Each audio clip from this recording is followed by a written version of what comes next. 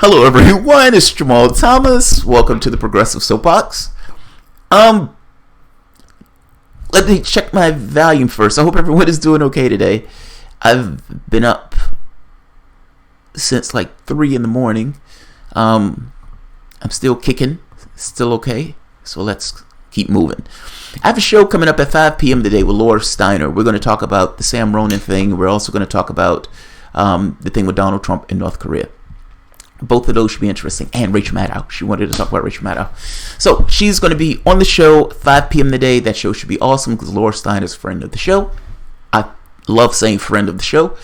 And yeah, I like her. I like her a lot. Before I even met her, I was like, this woman is a pit bull and I love it. So she's going to be on the show. So that should be great. The thing I want to talk about today, I have a few things that I want to go through. But today is Wednesday. Questions to the Prime Minister. Jeremy Corbyn. I love it. Let's take a look at this. There is a very specific point in this. I haven't seen the entirety of this, but there's one very specific scene that is hilarious. Hilarious. As you watch this scene, I would like to put something in your mind from the standpoint of context. Context is a magnificent fucking thing. And getting across the narrative in the context of the person so you can understand how they view this and how they're processing and how they weigh this and how they even scale this is a magnificent fucking thing. I think it's a great thing. A year or two ago, I remember a guy I work with, Hillbot, Hillary supporter, told me there is no chance that Jeremy Corbyn would ever become leader of the opposition. Then he became leader of the opposition. Oh, he's going to be weak. There's no way he's ever going to get anything done. And the Blairites rallied their armies against him. And they tried to take him out that seat. And not only did they lose, they lost worse than when he actually won. He has swelled Labour's numbers to magnificent epic proportions. Cameron failed. And Cameron failed and left in a huff, almost crying at the dispatch box. It was embarrassing. It was utterly embarrassing. Just go, man. Just go. It's a humiliating display for a prime minister, and yet this inglorious, ignoble exit is what took place. Jeremy Corbyn is still there, not just still there. He's swelling his numbers. The numbers of members of Labour are swelling. Theresa May held a snap election because she thought that there will be the thing that could break the back of Labour and give her a pimp hand for Brexit. She wanted to be able to run roughshod over Labour and in these negotiations. You were wrong. You were utterly wrong. And not just wrong. The snap election, the Tories lost power. Right now, that government is being propped up by the DUP. And if she breaches anything that the DUP wants, this is literally the tail wagging the dog, her government will implode. The person who was never supposed to be leader of the opposition, who was never going to last, who was never going to be an actual force, is sitting pretty. And if that election was held today, that man will be Prime Minister of the UK. As it stands, the guy who was disheveled when he first started taking PMQs is now a strutting peacock. And he's been dinging her one PMQ after the next over and over and over and over. But let's be honest. This is a Tory government. These guys don't necessarily believe in government. They're like the Democrats. They believe in profits over human beings. And because they believe in profits over human beings, you have things like the destruction of the NHS. You have people being stabbed in London where it's not even safe for kids to go out in the streets of London because they're being stabbed because you have this shitty government that's not investing in the police system and the services of that country. Low-hanging fruit to some degree. And now we have Brexit. The weak prime minister that wanted to strengthen her hand in that snap election failed miserably. And now you have the weak prime minister with the foreign secretary that's literally attacking that prime minister in jest and in joke. And the prime minister is so weak that she can't fire him. That's where we are. Jeremy Corbyn, I love these because he hits her on things that are tabletop issues, if you want to make that, if that makes sense. But on this, he's hitting her on things of the chaos, the utter calamity, the chaotic nature of this historic moment where Britain is talking about leaving the EU. And all of it is a fuckfest. They're in the utter shambles. He's hitting her on it because he's supposed to hit her on it. I have sympathy for what Theresa May is going through, but at the end of the day, she's a Tory. She's like the Democrats in this country, and it's not to be trusted. They're failing Brexit. They're failing it miserably, purely along ideological lines. And by the way, it's not that Corbyn's plan in this makes any sense. The EU is going to outright discard what Corbyn wants to do, and beyond discarding what Corbyn wants to do, even if what he wanted to do would work, this Norway-style plan, it doesn't solve the Irish border issue. That being said, sometimes it's good to be in the opposition. And with something like this, that is this momentous and this difficult to pull off, it is far easier to hit than it is to have to do. Nevertheless, that's the political terrain to which we have. Jeremy Corbyn didn't do it. That's the political terrain to which we have. And she is failing miserably at this political terrain.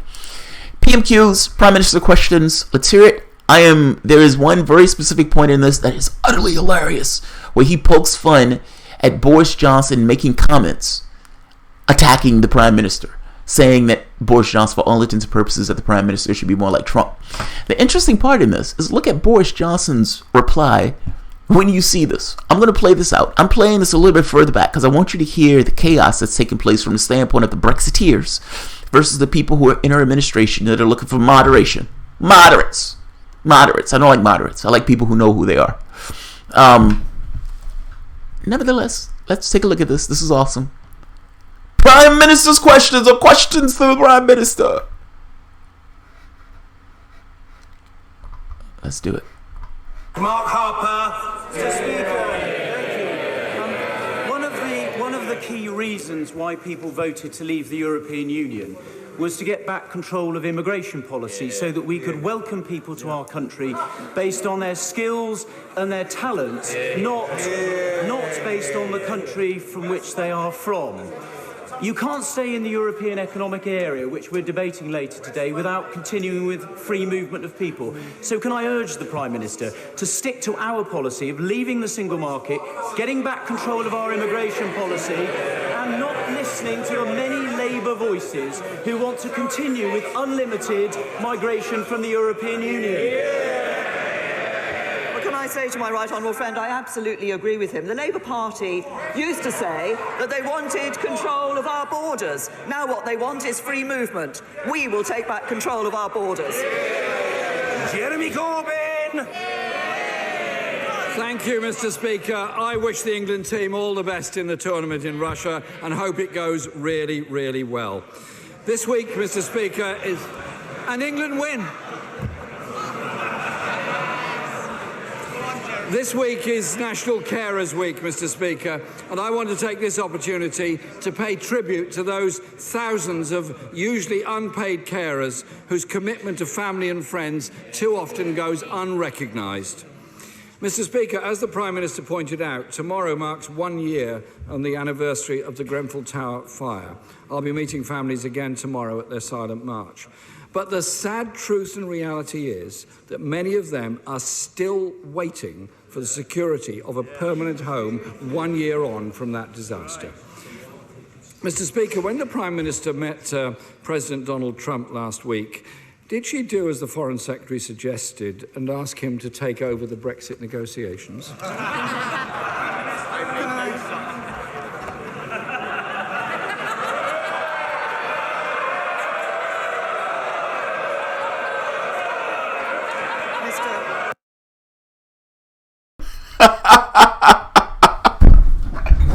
That's awesome! That look could cut glass. That look could have cut glass. Look, I always say I like powerful women. And oftentimes I always say Theresa May, I love her blazers and everything else. She has this thing, and I love the fact when she's standing on the podium. But I like both of it. I like this kind of adversarial politics with this varnish of civility. That look. Hey man, this is just business. It's not personal. That looked personal. This is one of those things where that looked like she could have cut glass. And if Jeremy Corbyn was nearby, Jeremy Corbyn would have been one of those people that are getting knifed in London. That is amazing. That is amazing. Wow, I love that. I love that. That's embarrassing.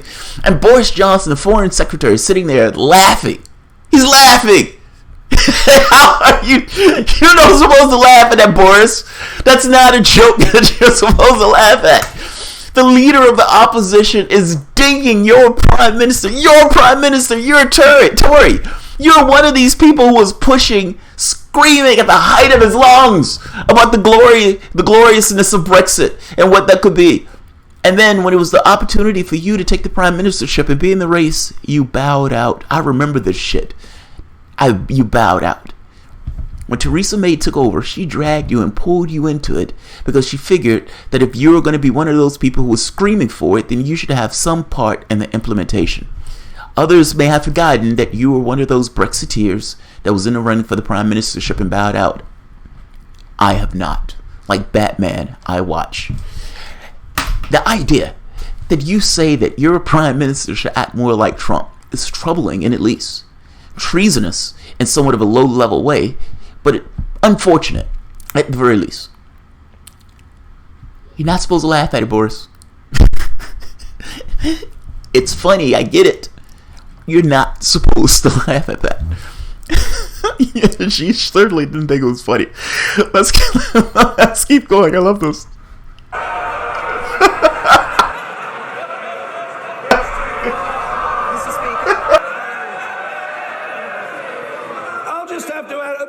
Mr. Davis, you're a senior and supposedly cerebral member of the House.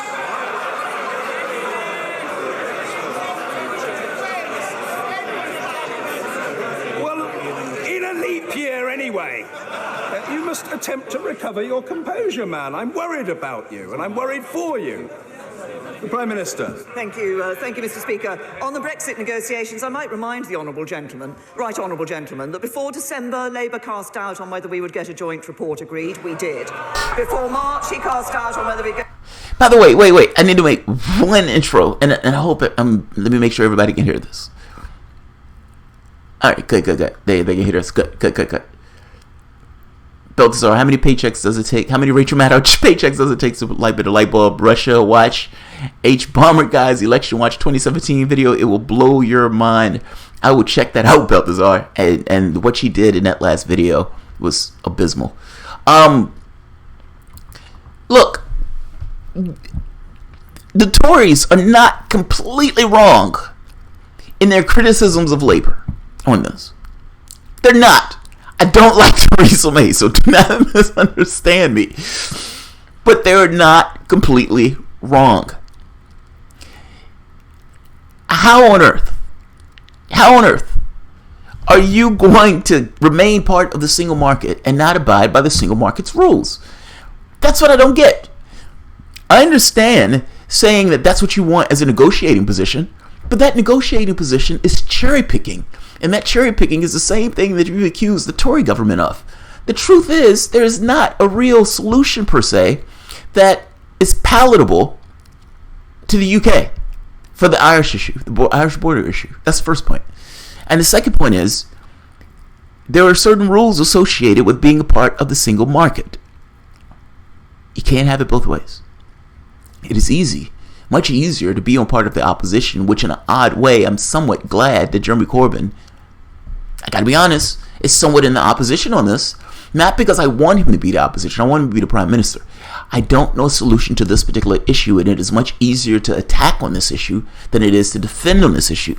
So understand me from a human being standpoint, and for somebody who, being a rational human being, and if I am for the moment completely without the politics of it, as a person sitting on the moon, just being honest, it is far easier to defend on this or to attack on this than to defend. That being said, what Theresa May wants, this hard Brexit, she's being pushed in an ideological way. And that being pushed in an ideological way by the Brexiteers like Boris Johnson, who admitted in that video that he knows this is going to be chaos. He knows it's going to be a fuckfest. But him, like Rees-Mogg, is a man looking at the world through a glass, utterly detached from the decisions that they make. That's what it boils down to. The real people who are on the ground who are going to be adversely affected by that, they're somewhat detached from those people. Now, that being said, taking the position that I want the single market and everything else, that's fair enough. I guess you could take that particular position, but let's be honest, the European Union is most likely not going to accept that.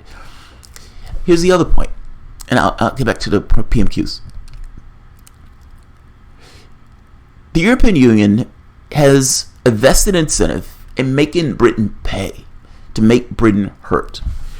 Theresa, what's her name? Angela Merkel likes to say this thing, ever closer or something to that effect, or closer together or something to that effect. Meaning the countries of Europe are being pulled closer and closer together.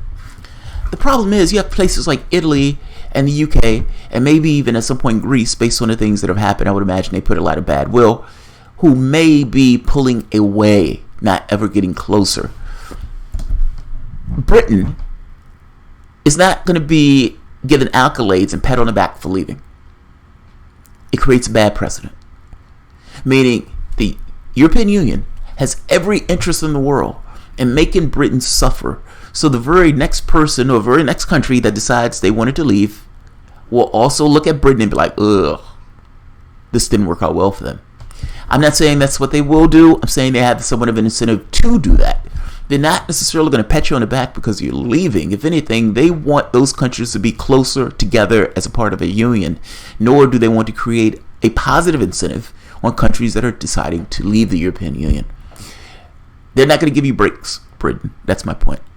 And this level of chaos that's exhibited in the Theresa May government and the Brexiteers and the glee to which they're talking about pulling away, I don't think this is going to be the lollipops and rainbows that these guys are pushing Brexit to be. Nevertheless, I think Boris Johnson was being honest when he said things were going to fall apart. The idea that Donald Trump would have done better in the negotiations is nonsense. It's utter, complete nonsense. But at the very least, he understood there would be chaos. Winter's coming. Implementation period, and we did. But I wanted, Mr. Speaker, if I may, just to respond to the comment that the Right Honourable Gentleman made about the very important subject of providing those who were the victims of the Grenfell Tower fire with permanent homes. Just so that I can make clear to the House, 203 households were in need of a new home. Every household has received an offer of temporary or permanent accommodation. 183 have accepted an offer of a permanent home. But I just wanted to say this, because it isn't just about the buildings. It's not just about the bricks and mortar of a home. People who suffered that night are having to rebuild their lives. Many of them lost somebody, members of their families with whom they had been living and making a home for years. They lost all their possessions. They lost their mementos. They lost anything that reminds them of the person they loved.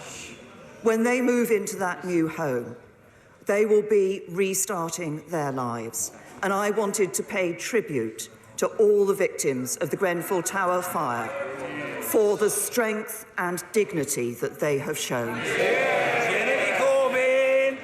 Mr. Speaker, I too pay tribute to the families for all that they've been through and all the fortitude they've shown. But sadly, the reality is that some of them have still not got a permanent home to move into. It's very important for the mental well-being of everybody to have somewhere they can call home and they know it is their home.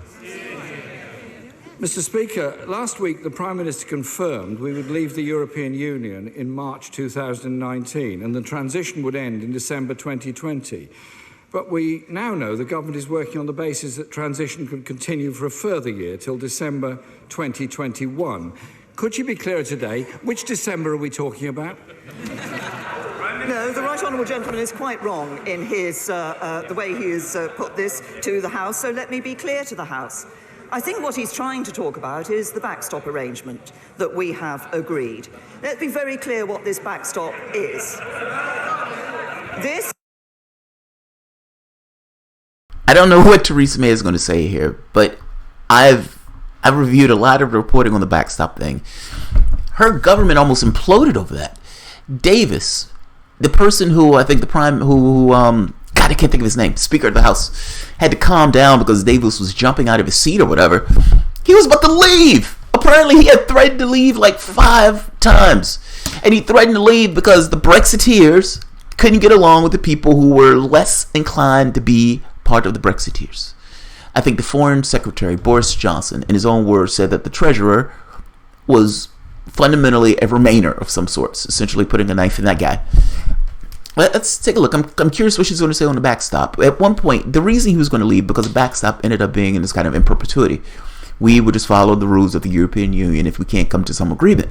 Now, you can imagine that this is kind of weird because you essentially say we will kneel if we can't figure out an agreement. So yeah, they may be talking about the backstop. They were forced to put a number on that backstop. But beforehand, they didn't necessarily have an end date on that backstop. Let's keep going. Let her make her point.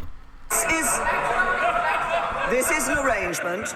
This is an arrangement that will be put in place in the circumstances in which it is not possible to put the future new customs arrangement in place by the 1st of January 2021.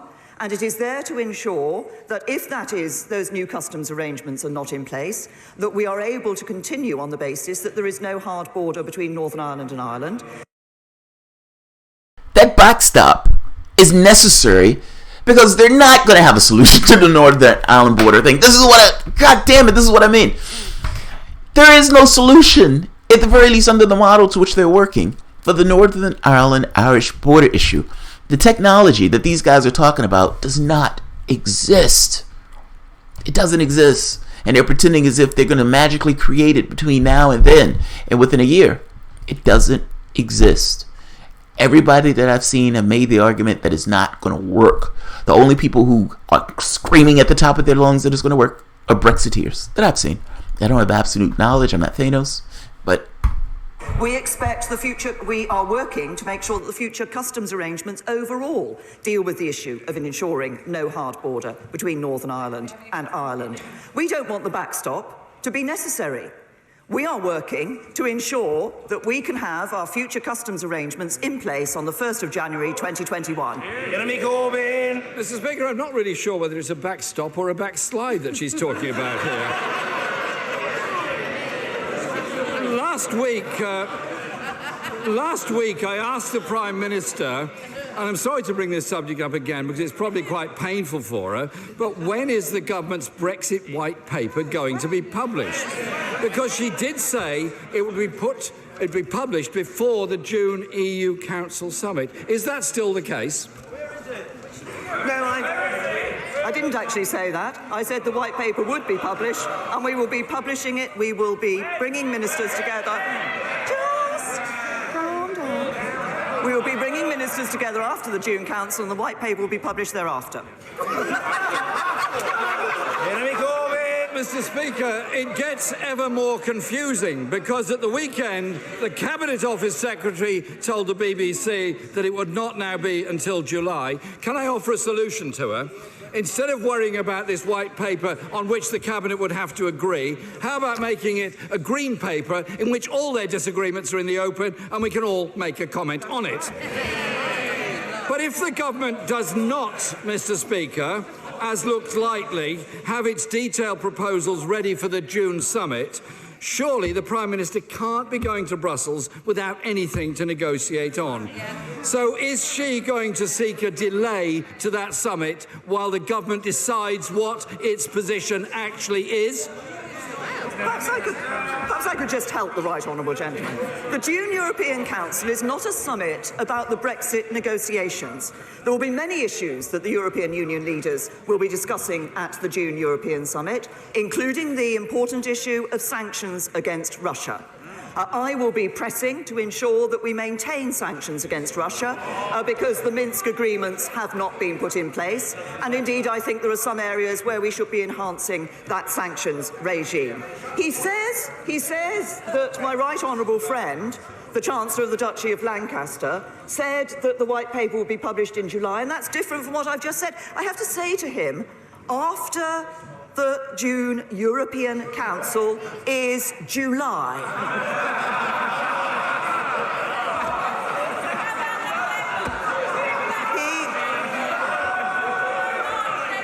But if he wants to talk about differences of opinion, I'll tell him what division really is. It's Labour members.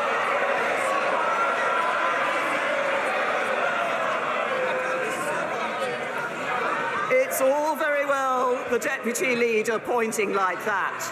Division is members of the Labour Party circulating instruction manuals on how to deselect all the Labour MPs sitting behind it.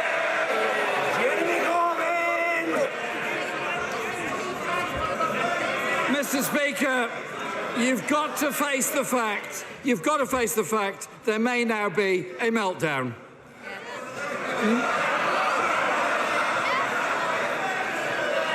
Mr. Speaker, they're not actually my words, but those of the Foreign Secretary.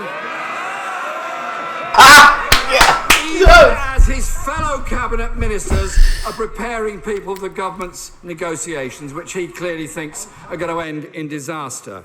And last week he also took aim at the Treasury, who's sitting absolutely next to him, calling them the heart of Remain. He criticised them, saying what they don't want is friction at the borders. What they don't want any disruption to the economy.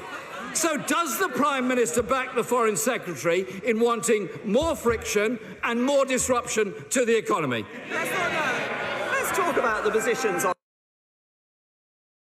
That's hilarious. That's awesome. That's awesome. I should have queued up the video for Boris Johnson. It's like a minute and a half, and part of what Boris Johnson said that there's, Secretary, the guy who he's sitting right beside is the heart of Remain.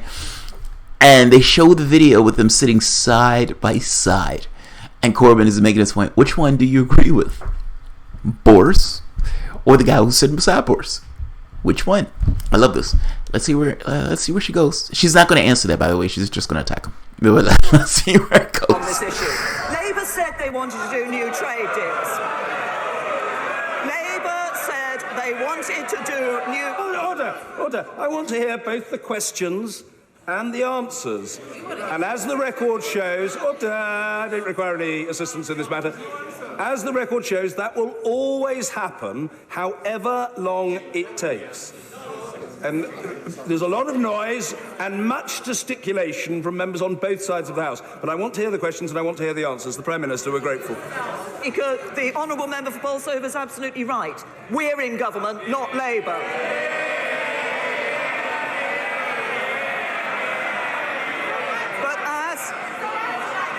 We've set out our position on the border. But what we see is a Labour Party that said it wanted to do trade deals and now wants to be in a customs union that will stop that. They said they wanted to control our borders and now they want free movement. They said they would respect the referendum and now they won't rule out a second referendum. And that's the difference between us. The Conservative Party in government are going to deliver on the will of the British people. Mr. Speaker, in the parallel universe inhabited by the Foreign Secretary, you're apparently not respecting the referendum result unless you want friction at the borders and disruption of the economy. Mr. Speaker, the Cabinet is divided and they're briefing against each other. They're even whispering during Prime Minister's question time. And the Prime Minister has been left with no white paper on which to negotiate. Last week, the transition period was delayed by a year in the space of 24 hours. And yesterday, a deal with her backbenchers was reneged on within hours. Meanwhile, the economy is weakening. Industry is increasingly alarmed at the sheer ineptitude of her government. How much more damage is the Prime Minister going to do to this country before she realises the important thing is to get a deal for the people of this country, not one to appease the clashing giant egos of her cabinet? This is fascinating to me. Like, the politics in America is here's money in your pocket. Now go out and parrot certain things. That's our politics. That's how politics functions. You can see the side with the most money is usually the side that wins. I think it's like 90-some% in Congress.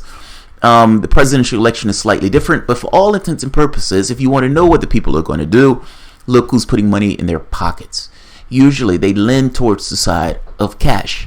Obama, who's supposed to be doing something about healthcare, ends up protecting drug companies, protecting insurance companies. Medicare has like a 2% overhead, something to that effect.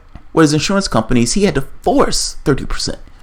At the end of the day, that CEO is making millions of dollars off of the injuries, the cancers, the fuck-ups and foibles, the breaks, all of those things. The worst moments of your life are the moments where they make their living.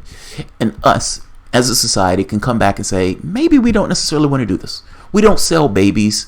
Let's not do this either. Let's not profit off of other people's misery. Nevertheless, that is what Obama did. He cared more about this utopian idea of markets being more important than human beings. In Britain, the conversation is a little bit more honest, if that makes sense. What she's saying is not completely wrong. Like the ding that she's hitting Labour with is to some degree right. I don't particularly like Theresa May, but Labour is trying to have his cake and eat it too. We want to stay in a single union. That's great, but there are certain rules and regulations associated with it. There's a reason why some of the Brexiteers are pushing for this hard Brexit, because they understand that the associations to which they're going to have is going to tie them to European Union foreign policy. Think of the situation if the European Union ends up in some kind of trade deal. The regulations of the UK are going to have to meld to that trade deal if they want to continue the trade with the UK.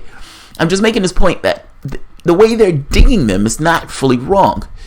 It is true that what the Tories want is this kind of fantasy thing because their policy doesn't exist. They don't have a real solution to the Northern Ireland border. None of this. That's true. But their point for Labour is you guys want certain things that the EU is not necessarily going to give, or if they give you those things, you're going to have to give up sovereignty. You can't have it both ways. I love this argument because this argument, to some degree, both sides are saying something that's true. It depends on which side you come down on what's more important.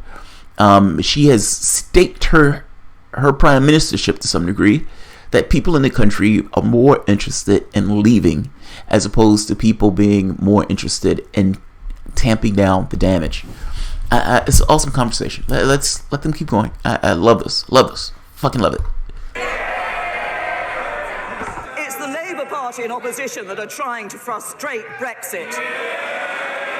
It's the Labour Party that are trying to stop us getting a deal for the British people. This government will deliver on Brexit. This government will deliver a Brexit for jobs. This government will deliver a Brexit that goods... Oh, that's another thing. The Tories are utterly bogus on this idea that they're doing this for jobs. They are going to take a hit. I'm sorry.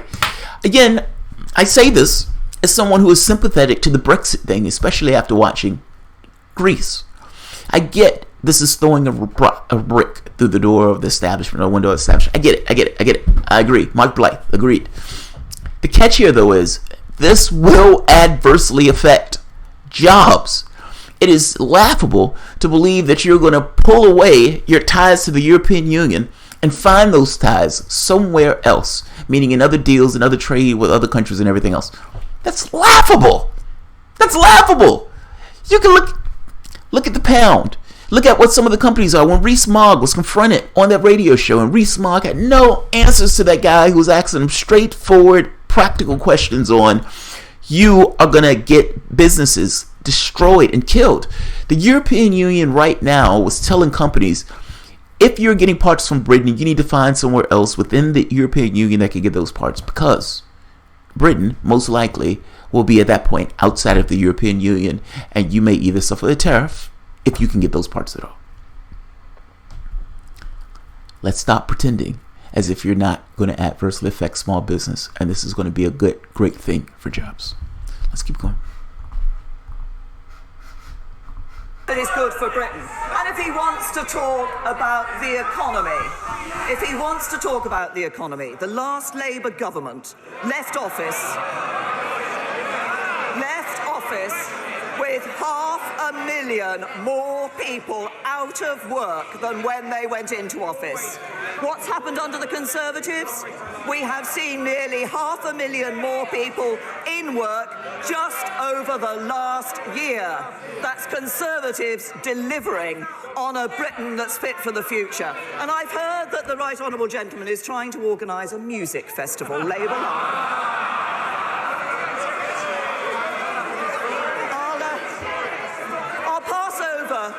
I'll pass over the fact it's going to have a solidarity tent, which obviously won't have any Labour MPs within it. But I have to say to him, I don't know if all members of the House are aware of the headline act at Labour Live. The headline acts at Labour Live are the Shadow Chancellor and the magic numbers. Just about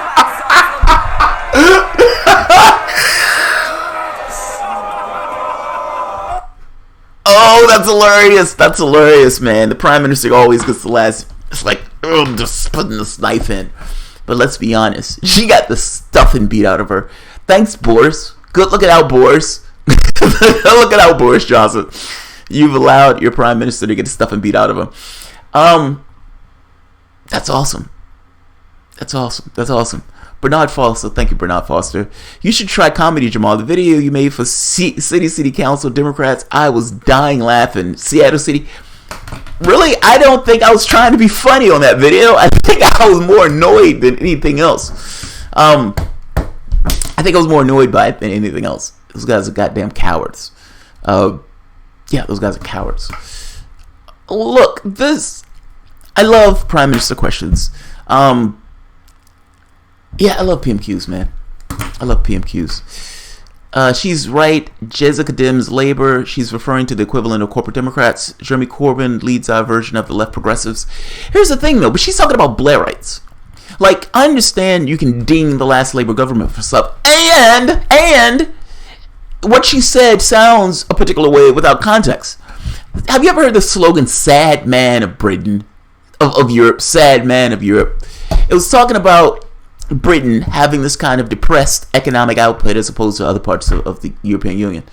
Well, we are back to Britain being the sad man of Europe. Just because things might have ticked up, and that's assuming if they ticked up, I will wager that if you're talking about quality of life, if you're talking about the number of food courts or food banks that are required, if you're talking about the number of people who are dying in ambulances as opposed to being able to get a doctor because NHS was not funded, if you're talking about those things, I would say the Tory government has been an utter and complete and abysmal failure. Now, if you also look at economic output in comparison to the other parts of Europe, what you'll find is Britain is back to being the sad man of Europe. Sad man of Europe. So yeah, May is hated by the Tory party. Look, there's part of the Tories that want her to do a hard Brexit. And she is in this weird situation that she knows that if the Brexiteers got their way, that it would be deeply unpopular. What Boris Johnson said was honest, that for the most part things will fall apart, there'll be utter calamity, but he's missing the point of what that means. You're glossing over what that means. What does that mean? The calamity that you're talking about, those are real people being hurt and adversely affected by the decisions that you're making.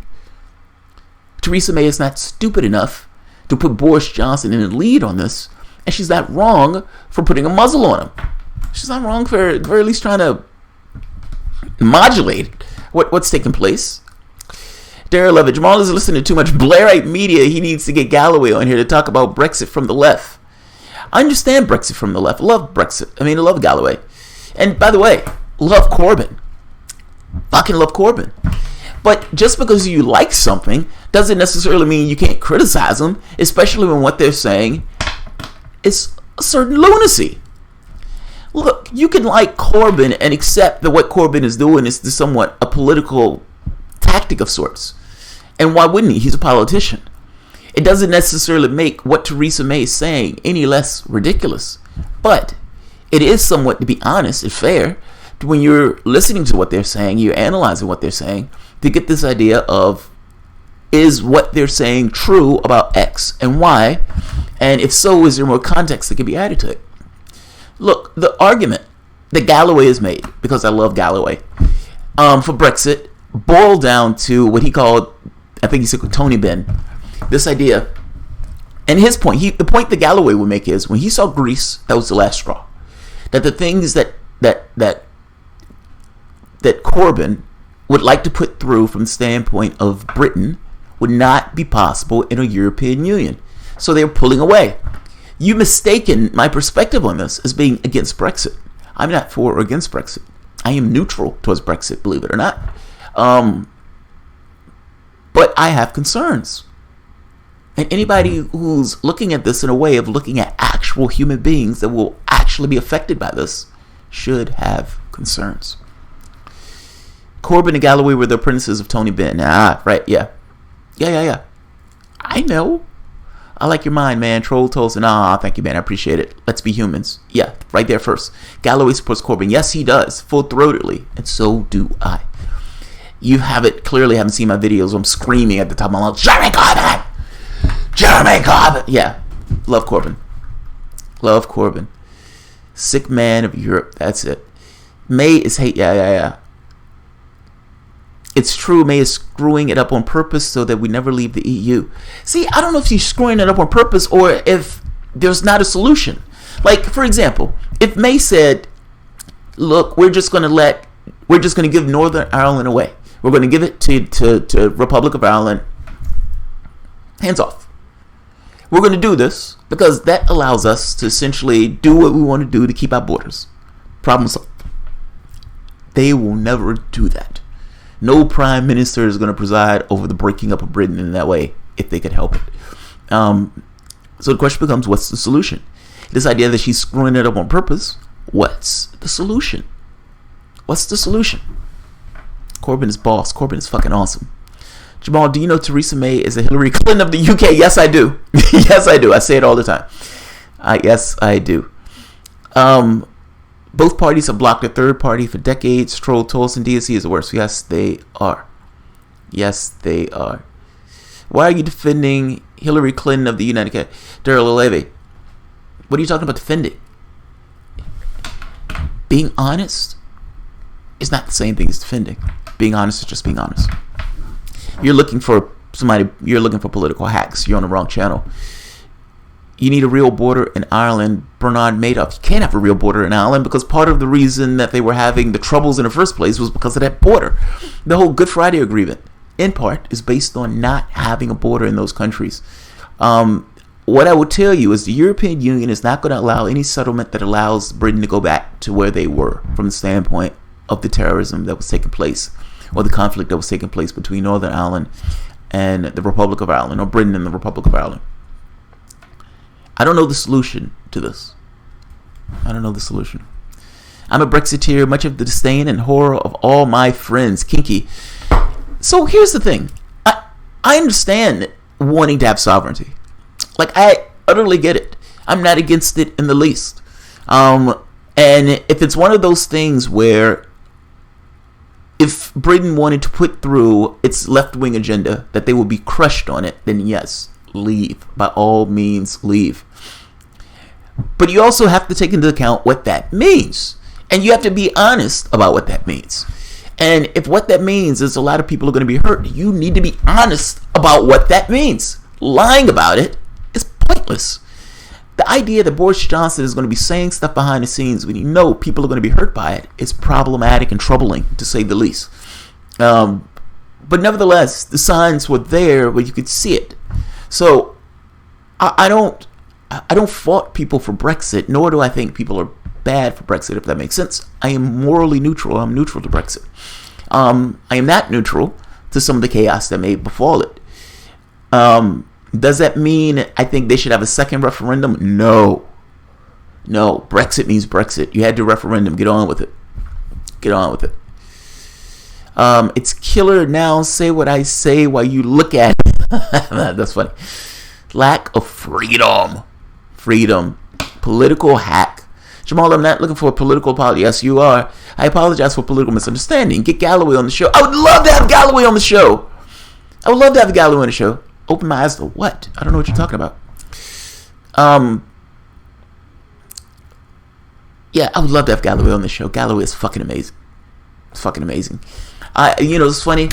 I've binge watched Galloway go through caller after caller after caller after caller after caller after caller. I've done videos with Galloway talking about Ireland and some of the other arguments that he's made about like North Korea and so forth. Love the guy. I in no way have the clout to get Galloway on the show. And whether I had Galloway on the show or not is kind of besides the point. Everything that I've said in this video is flat, fact, perfectly true. Now, you may not necessarily like the fact that it's true, but it's true. It's true. Now, I don't know what Galloway is going to come on the show to say. Galloway may come on the show and say we should leave, and he may make an argument to leave. Okay, I'm neutral to leaving or staying. So what are you opening my eyes on? Removing from neutrality? What Galloway would likely agree with me on is that there will be pain when Britain leaves. Boris Johnson is the lead Brexiteer, and Boris Johnson, even when you get him in a silent moment when it's between him and his God at 3 a.m, or him and a bunch of other plutocrats in a room of Brexiteers, honesty, refreshing, breathtaking, unvarnished honesty. Unfortunately, it takes a few drinks and a bunch of other plutocrats to get it out of him. Look, I would love to have Galloway on the show. Galloway is one of my favorite people, hands down. Hands down. A dingo ate my baby. You can't be a country if you don't control your borders or currency. Agreed. He will be able to give you a good rundown of the UK politics. Schmal. Darren Levy, read my lips. I would love to have Galloway on this show. I don't know sign language. Would love to have Galloway on this show. I don't have that reach. I don't have the power to snap my fingers and powerfully get people. I don't even think I have 13,000 subscribers. There are a lot of people I would love to have on the show, but that I can't reach out to get. I don't know if you're not hearing what I'm saying. I don't know if the words that I'm saying are just being completely misunderstood because of the context of what you're looking at. I have no idea. But I will say it for the last time. I would love, absolutely love to have Galloway on this show. I think the man is fucking amazing. I am morally neutral, or I am neutral towards Brexit. I am not neutral towards suffering. Which, if I think people are going to be in pain because of the decisions of Brexit, then I am going to say I think that people are going to be in pain. Does that mean that I change my disposition on Brexit? Not necessarily. Not necessarily. I mean, shit, man. Call the show. Chuck E. Cheese. You know, it's funny. Listening to Galloway go through... I'm going to have to end this. I have an interview coming up with Lauren. A conversation with Lauren Steiner. But listening to his callers is one of the best. Galloway argues better than anybody else I've come across. Like I love Galloway. There are two things that I love about him. He shows frustration in an honest way. Like sometimes with people on TV, they don't necessarily like to show frustration, or when they're in a crowd, they don't really like to show it. Galloway doesn't seem to care. If he's annoyed, he just tells you he's annoyed. If he thinks you're a stupid idiot, he just says you're a stupid idiot. I've seen him berate people in the funniest of ways, and he makes this he just gets to the point of, why are you out there fighting and holding a torch for the plutocrats, and why are you trying to hurt somebody else because of your lot in life? God, I fucking love that show. Get Bernie Sanders, Jesus Christ, and Michael Jackson on the show, Jamal. What are you waiting for? I know.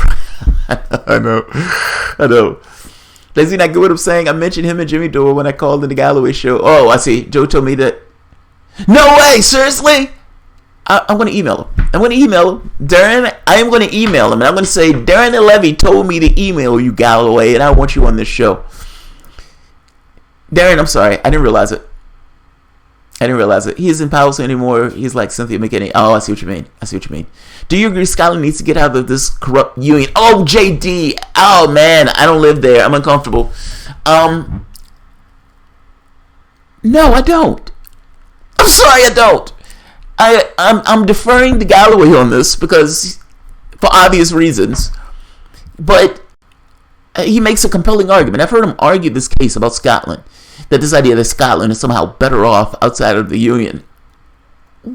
I don't understand why people believe that, but I've heard the argument. I've heard him beat the stuffing out of one of his friends in a debate on this topic. I would defer to Galloway on this. I don't think Scotland is better off outside of the UK. I'm sorry, I don't. Best when he goes against bankers. Bart Sabusky. The SNP walked out of PMQs today. Yeah, I was going to show that, by the way. Call Galloway during the show. They'll call you back and turn you on a computer. Easy peasy. All right, I'll try. All right. I like the guy.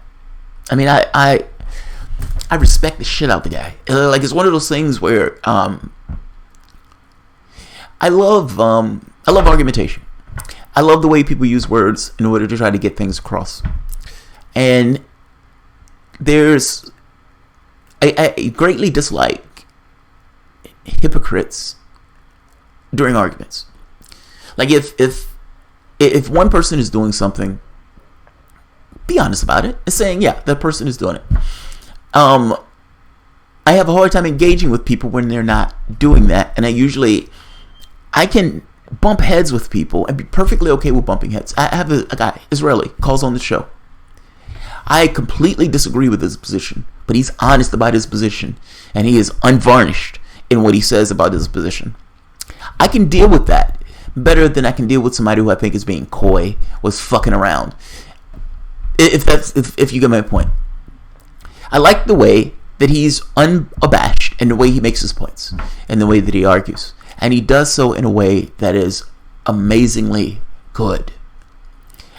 I think I look at some of these guys when they're giving lectures and arguments and everything else, and I look at the structure of the arguments, how they go about it. And to me, I'm always fascinated by the way they use this stuff when they go about it. Galloway is one of the best. He's awesome. I love him to death. He's awesome. All right, I'm going to end this because I have a show with Laura Steiner coming up at 5 p.m. and I want to get ready for it. I may do one in between now and then, but at the very least, at 5 p.m., Laura Steiner is going to be on the show. So I'll see you guys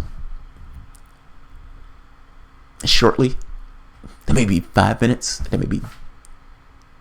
probably going to be like 10 minutes. All right, guys. I'll see you shortly. Bye-bye.